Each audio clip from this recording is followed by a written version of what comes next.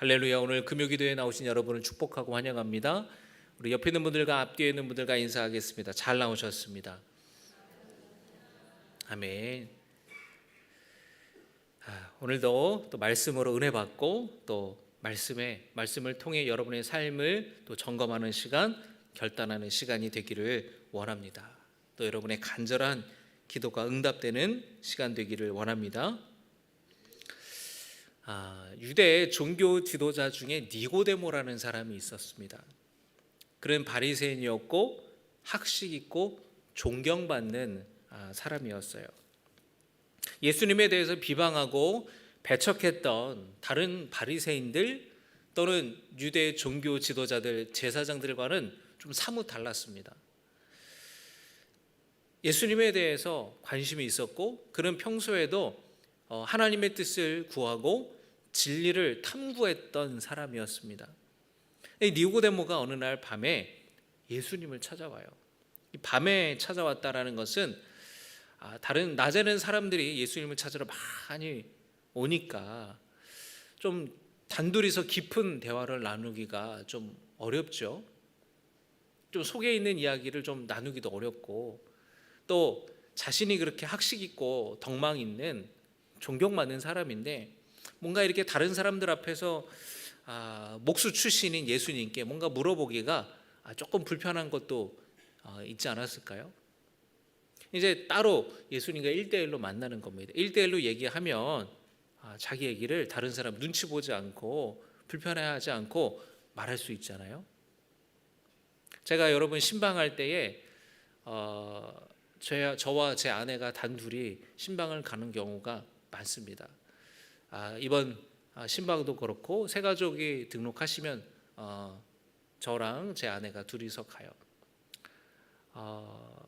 예전에는 저도 속장을 이끌고 또 다른 교회에 있을 때는 다른 교육자들이랑 또 속도원들이랑 같이 이렇게 그룹으로 이렇게 같이 모여서 또 신방을 한 적도 있었는데 제가 이렇게 목회를 하면서 또 우리 신방에 대해서 좀 관심을 갖고 좀 연구하고 하면서 이게 다른 사람이랑 함께 가서 좋은 것도 있지만 다른 사람들이랑 이렇게 함께 성도님들이랑 갈 때에 좀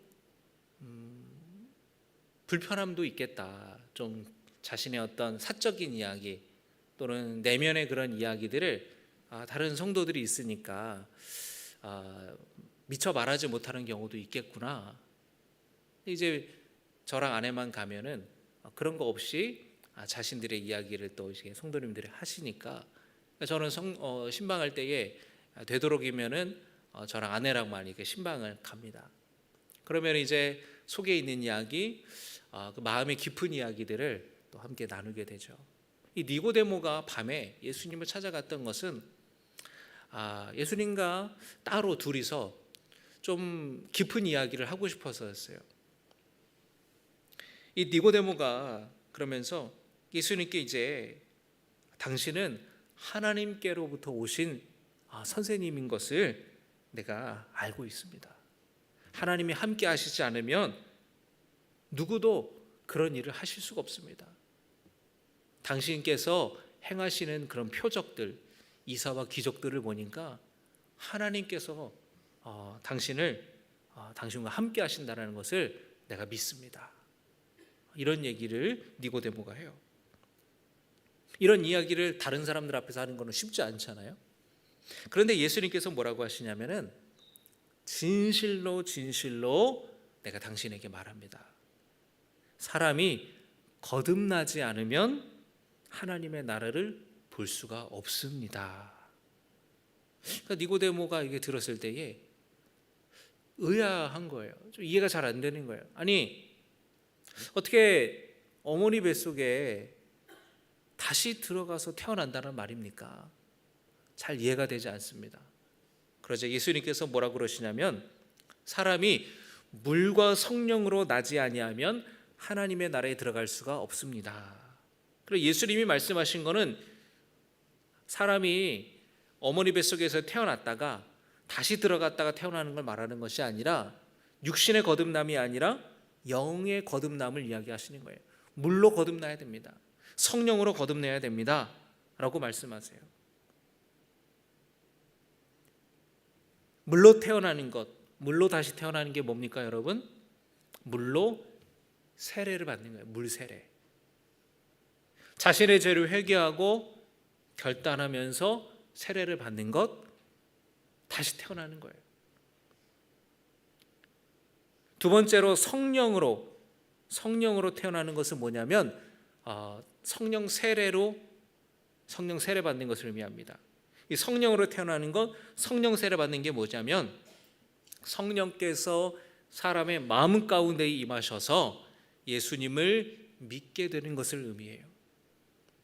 정리하자면 사람이 자기 죄를 회개하면서 결단해야 되고, 동시에 그의 마음 가운데에 예수님이 하나님의 아들이시며 구원자이심을 믿는 내면의 변화가 있을 때에 그것을 거듭났다고 말하는 거예요.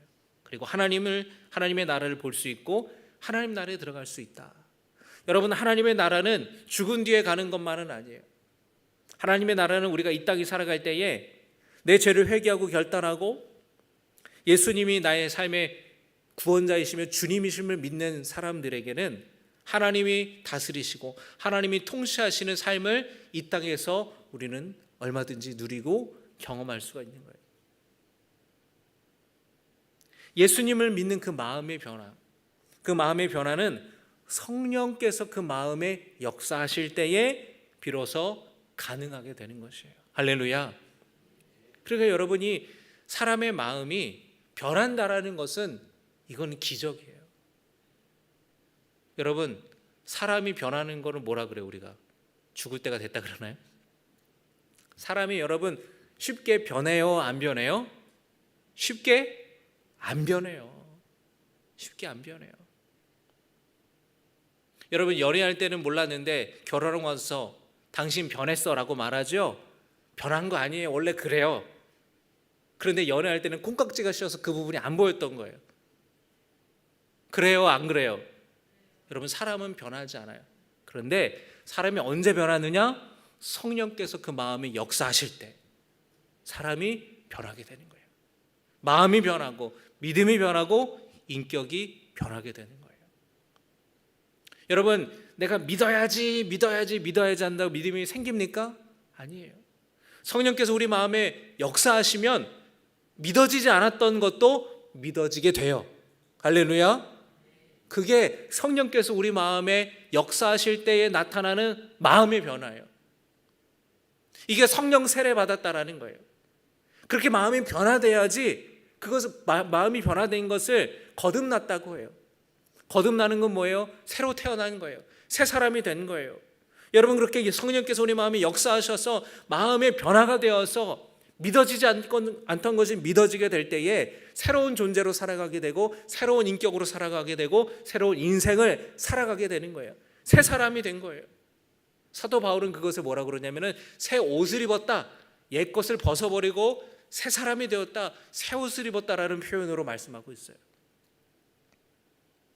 성령께서 역사하셔야 되는 거예요. 그러니까 여러분, 누군가를 전도할 때에 여러분 누구를 의지해야 돼요? 성령을 의지해야 돼요.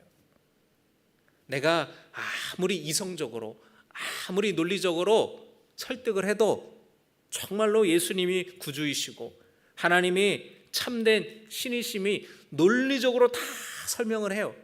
그리고 그 사람이 논리적으로 다 이해해도 받아들이는 거는 별개의 문제라는 거예요. 이거는 영적인 문제이기 때문에 그래요. 성령께서 역사하셔야 되는 줄 믿습니다. 여러분, 누군가를 위해서 기도할 때에 성령께서 그 사람의 마음에 변화를 일으켜 주셔서 믿어지게 하옵소서라고 여러분 기도하시기 바라요. 할렐루야. 여러분은 내가 어쩔 수 없는 죄인임을 인정하십니까? 십자가의 보혈에 그 죄사함의 은혜가 여러분에게 필요하다는 것을 여러분 인정하세요? 여러분의 마음속에 예수님이 정말로 구원자이심이 믿어지십니까? 내 삶의 주인으로 모시고 계십니까? 할렐루야. 그렇다면 여러분 영생을 소유한 사람이에요. 뭘 소유했다고요? 영생을. 아멘이십니까? 할렐루야. 예수님께서 당신이 십자가에 달리실 것에 대해서 말씀하셨어요. 요한복음 3장 14절 15절의 말씀을 보겠습니다. 같이 봉독합니다. 시작.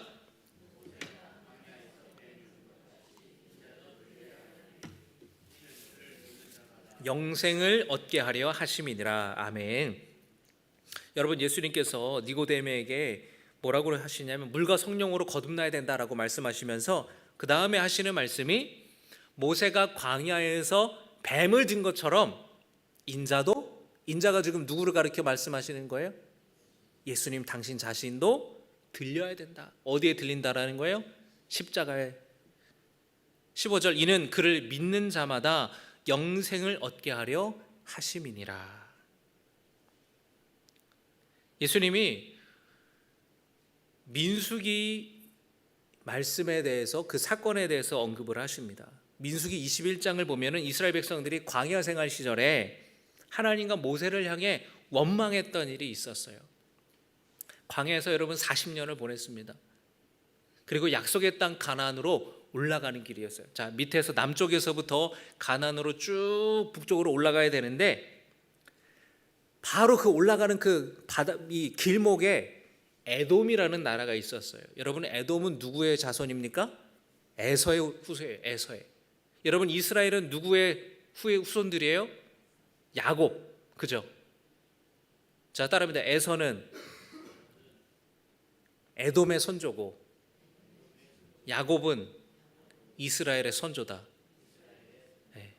자, 그런데 여러분, 야곱과 에서가 어떤 관계예요? 쌍둥이잖아요. 쌍둥이. 그러니까 에돔과 이스라엘은 형제 나라예요.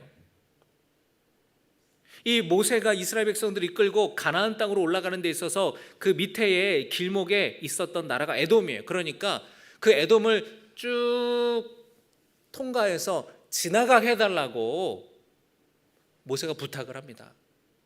그런데 에돔의 반응이 어땠어요? 절대 안 된다는 거예요. 모세가 우리가 올라갈 때에 뭐를 이렇게 훔치거나 뺏거나 다투거나 그런 일이 없도록 내가 신신당부할 테니까 그 길로만 가게 해달라고 부탁을 하는데도 절대 안 된다는 거예요. 문전박대를 당해요. 차갑게 거절을 당해요. 그래서 에돔으로 올라가지 못하고 동쪽으로 에돔을 우회해서 요단강 동편으로 가게 되는 길을 가게 됩니다. 이 일로 백성들이 굉장히 낙심했던 것 같아요. 여러분, 가까운 길이 눈앞에 있는데 참을 돌아가려고 그러면은 어때요, 여러분? 룰루랄라 갑니까? 어떻게 돼요, 여러분? 마음이 화가 나요. 짜증이 나요.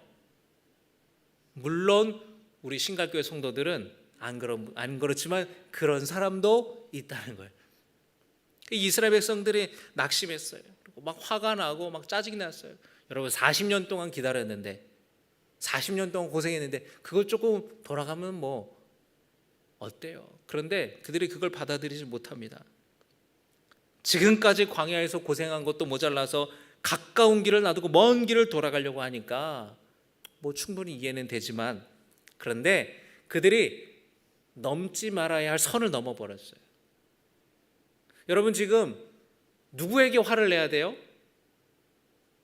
누구에게 화를 내야 돼요? 이스라엘 백성들이 에돔에게 화를 내야 되는 게 마땅하잖아요. 아, 에돔, 우리 다 형제 나라인데 우리 가지도 못하게 지금 다 길을 막아버리고. 누구한테 화를 내야 돼요? 화를 내려면 에돔에게 화를 내야 돼요. 그런데 이스라엘 백성들이 누구에게 화내요? 모세에게 화내요. 하나님께 화내요. 원망하고 불평하고. 민수기 21장 4절과 5절에 그 내용이 있습니다. 백성이 호르산에서 출발하여 홍해길을 따라 에돔 땅을 우회하려 하였다가 길로 말미암아 길이 힘들었던 건 모양이에요. 광야길이니까 백성의 마음이 상하니라. 5절에 백성이 하나님과 모세를 향하여 원망하되, 누구를 향해 원망했습니까? 하나님에 대해서 원망하고 모세에 대해 원망했습니다. 그리고 뭐라고 이야기하냐면 어찌하여 우리를 애굽에서 인도해내어. 여러분, 이제 이 말 좀 그만 좀 하지. 지금 40년 동안 계속 이 말을 하는 거예요. 왜 애굽에가 참 여러분 지독해요, 지독해. 왜 우리를 애굽에서 인도해내서 이 광야에서 우리 죽게 하는가? 이곳에는 먹을 것도 없고 물도 없도다. 우리 마음이 이 하찮은 음식을 싫어하노라 하매. 여러분 40년 동안 하나님께서 그들을 먹이시고 입히시고 돌보셨어요. 그럼에도 불구하고 왜 우리를 애굽에서 인도해내가지고 이곳에 가게 하냐고. 여러분 40년 동안이나 이러고 있어요. 그러면서 뭐라고 말하냐면 물도 없다고, 먹을 것도 없다고. 물도 없고 먹을 것도 없죠, 광야니까. 그런데 지금 이들이 뭐라고 얘기해요? 이 하찮은 음식, 내가 이제 질려버렸어. 지금 이들이 하찮은 음식이라고 말하는 게 뭡니까? 만나와 메추라기. 하나님께서 그들에게 필요한 일용할 양식을 하루도 빠짐없이 날마다 주셨어요. 당일 배송, 새벽 배송, 아침이면은 저녁이면 그렇게 일용할 양식을 하나님이 주셨는데, 여러분 어떻게 사람들이 이럴 수 있죠? 이 패역한 행동에 대해 하나님이 진노하십니다. 그래서 그들 가운데에 불뱀을 보내셨어요. 여러분 원망하는 거, 불평하는 거 큰 죄입니다. 여러분 입에서 원망하지 마시기 바랍니다. 불평하지 마시기 바랍니다. 원망과 불평하는 건 큰 죄예요. 하나님에 대해서, 주의 종에 대해서 지금 이스라엘 백성들이 원망하지 않습니까? 하나님께서 불뱀을 보내셨어요. 이 불뱀은 어떤 뱀이냐? 치명적인 독을 가지고 있는 뱀이에요. 불뱀이라는 이름 여러분 무시무시하죠. 물리면 불에 타는 듯한 그런 열이 날 정도로 굉장히 고통 가운데 시름시름 앓다가 죽게 되는 무시무시한 독을 가진 뱀이 이 불뱀이었어요. 하나님을 원망하고 주의 종을 원망했던 많은 이스라엘 백성들이 이 불뱀에 물려서 굉장히 많은 사람들이 죽었습니다. 그러자 백성들이 찾아와서 자신들이 큰 죄를 저질렀다고, 우리들을 위해서 좀 기도해달라고, 하나님께 좀 기도해달라고 모세에게 찾아와요. 뱀을 좀 쫓아달라고, 좀 어떻게 좀 해봐. 모세가 하나님께 기도했을 때에 하나님께서 그들이 회복할 수 있는 방법을 알려주십니다. 민수기 21장 8절입니다. 같이 읽겠습니다. 시작. 여호와께서 모세에게 이르시되 불뱀을 만들어 장대 위에 매달아라. 물린 자마다 그것을 보면 살리라. 하나님께서 뭐라고 말씀하시냐면은 구리로 그 불뱀 모양을 만들어서 장대에 높이 매달라라는 거예요. 그러면서 그것을 보는 자는 다 살 것이라고 하셨습니다. 여러분 여러분 혹시 앰뷸런스 본 적 있으세요?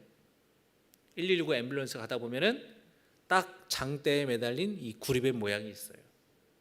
치유의 상징이에요. 치유의 상징. 성서적인 근원이 있는 거예요.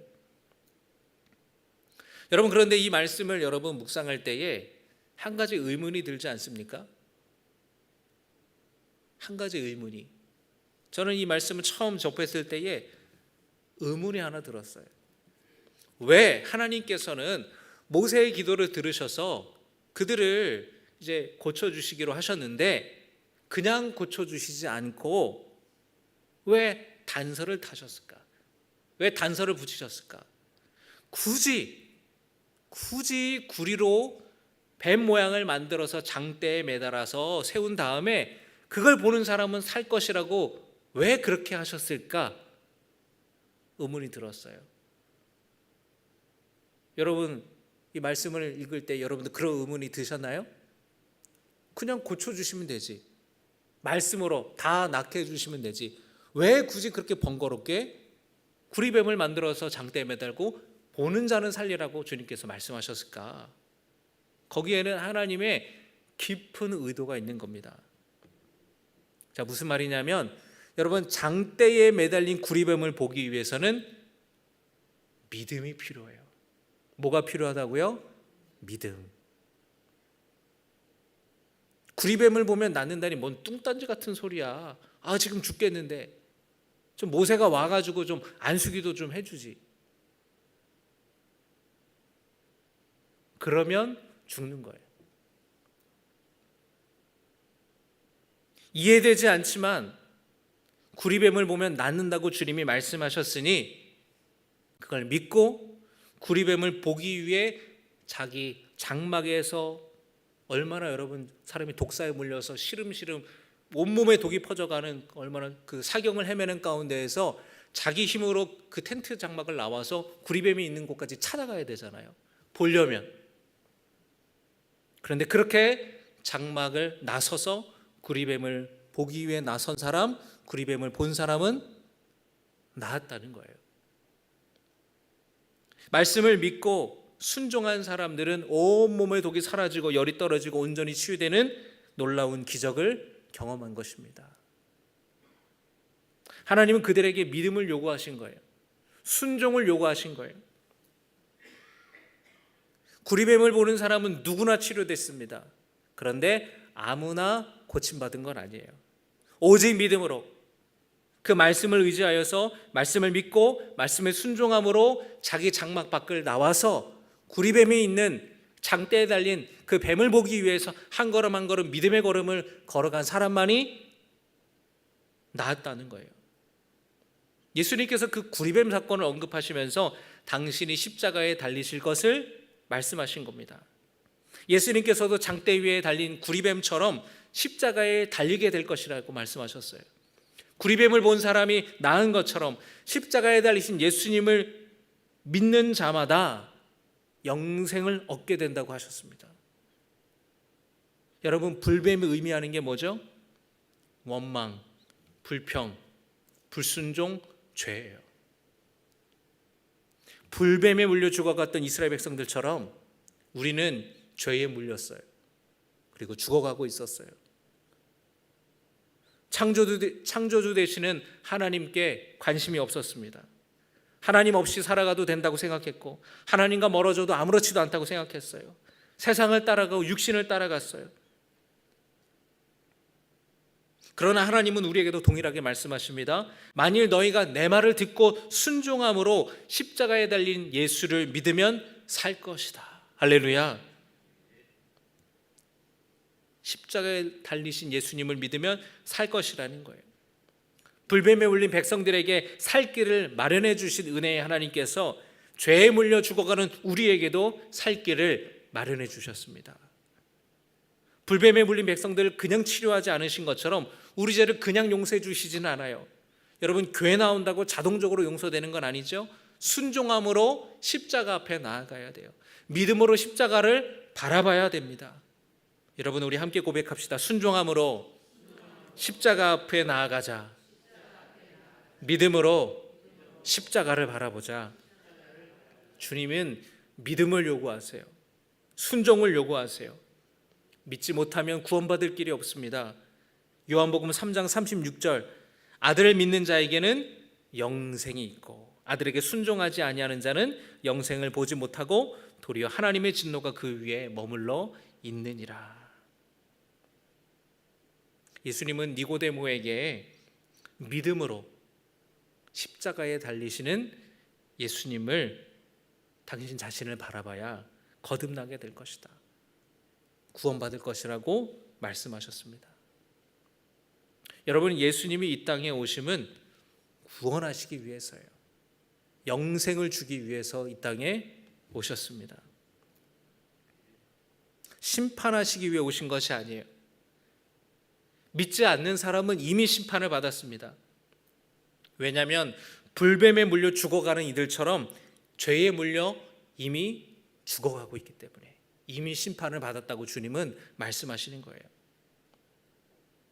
예수님은 생명의 빛이신 예수님께 사람들이 믿음으로 나오지 않는 이유에 대해서 오늘 요한복음 3장에서 말씀하시는데, 첫 번째 이유는 뭐냐면 빛보다 어둠을 더 사랑하기 때문이라는 거예요.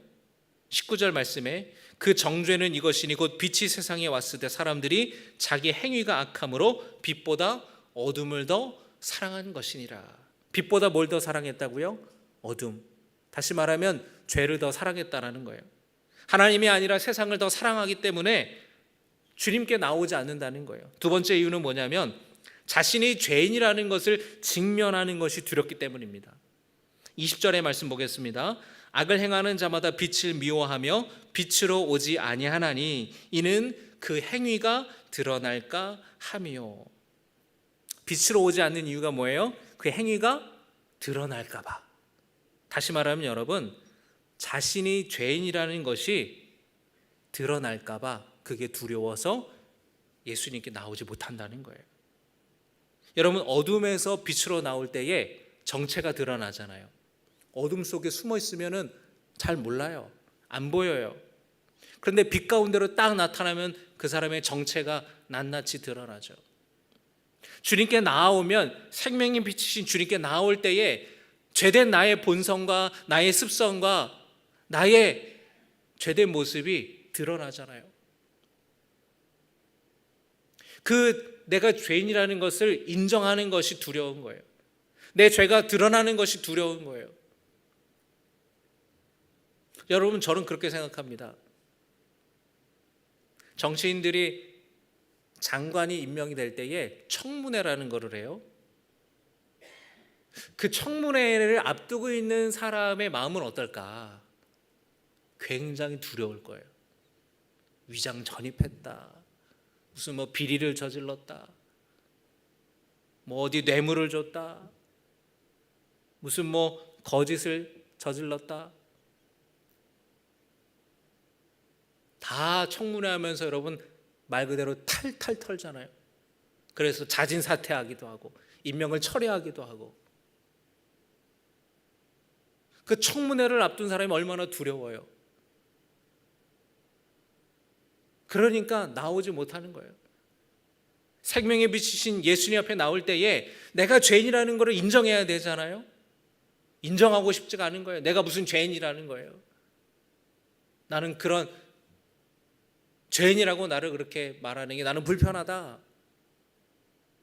자기 죄가 드러날까 두렵기 때문에 주님 앞에 나오지 못하는 겁니다. 여러분 생각해 보세요. 불뱀에 물렸다라는 것은 하나님과 모세에게 원망했다라는 증거겠죠. 그러니까 장막 밖으로 비틀비틀거리면서 나아간다라는 것은 내가 바로 하나님과 모세에게 원망했다라는 것을 다른 사람들에게 알리는 거예요. 사람들이 저 사람이 원망해가지고 불뱀에 물렸나 보다 다 알아차릴 거 아니에요? 창피하겠죠. 민망하겠죠. 부끄럽겠죠.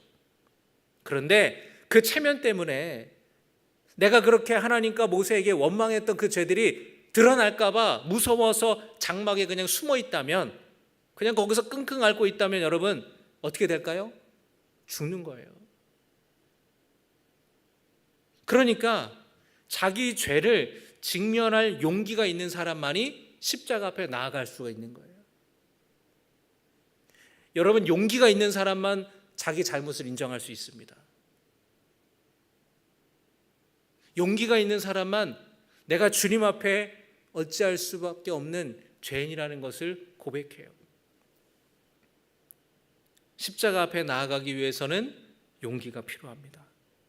창피한 것보다 중요한 게 있어요. 체면보다 중요한 게 있어요.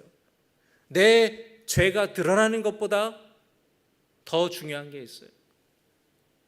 그것은 바로 구원받는 거예요.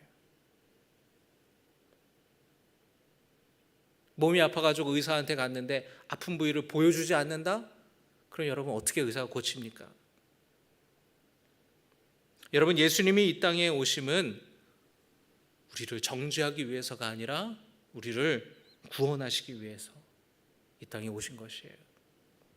너 죄인이니까 너 심판받고 너 멸망받고 너 저주받아야 돼, 이 말 하려고 오신 게 아니에요. 죄에 물려 이미 심판을 받아 죽음의 길을 걸어가고 있는 우리를 구원하시기 위해서 이 땅에 오신 것이에요. 그리고 우리를 살리기 위해 당신의 생명을 주님은 버리셨습니다. 친히 십자가에 달려 고통 가운데 죽으셨어요. 여러분, 우리는 어떤 존재입니까? 주님의 보혈 아래에 있는 존재예요. 여러분, 우리에게 십자가 앞에 나아가는 이들에게, 십자가 앞에 순종함으로 나아가는 자들에게는 더 이상 정죄함이 없습니다. 마귀는 우리에게 너 죄인이야 정죄하고 손가락질해요. 죄책감을 우리에게 심어줘요. 그러나 예수님은 그렇게 말씀하시지 않으셨습니다. 3장 16절 말씀 같이 읽겠습니다. 3장 16절입니다. 시작. 하나님이 세상을 이처럼 사랑하사 독생자를 주셨으니 이는 그를 믿는 자마다 멸망하지 않고 영생을 얻게 하려 하심이라. 할렐루야. 여러분, 하나님이 세상을 해서 그 세상을 나로 바꿔보세요. 따라합니다. 하나님이 나를 이처럼 사랑하사. 할렐루야. 다시 한번 고백합시다. 하나님이 나를 이처럼 사랑하사 독생자를 주셨으니 이는 그를 믿는 자마다 멸망하지 않고 영생을 얻게 하려 하심이라. 아멘이십니까? 하나님이 세상을 이처럼 하나님이 나를 이처럼 사랑하사 독생자를 주셨다라는 거예요. 믿는 자마다 멸망하지 않고 영생을 얻게 하려 하심이라. 여러분, 이것이 바로 복음이에요.